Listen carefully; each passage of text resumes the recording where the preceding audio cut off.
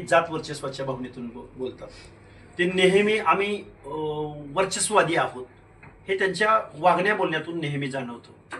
ते आज बोलले की महाराष्ट्रातला बिघडलेला गावगाडा जर सुधारायचा असेल तर पाटील कुलकर्णींनी एकत्र आलं पाहिजे.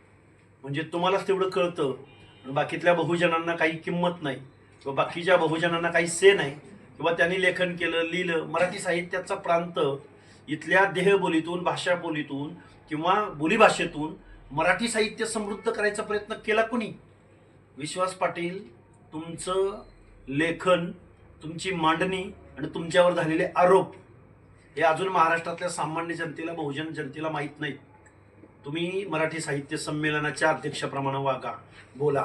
तुमच्या या वक्तव्याचा आम्ही जाहीर निषेध तर करतोच, पण महाराष्ट्राच्या मराठी भाषेच्या साहित्य संमेलनाच्या अध्यक्षपदाच्या भाषणावरून तुम्ही काहीतरी वैचारिक बोलाल अशी अपेक्षा होती, तुम्ही काहीतरी जबाबदारीनं बोलाल अशी अपेक्षा होती.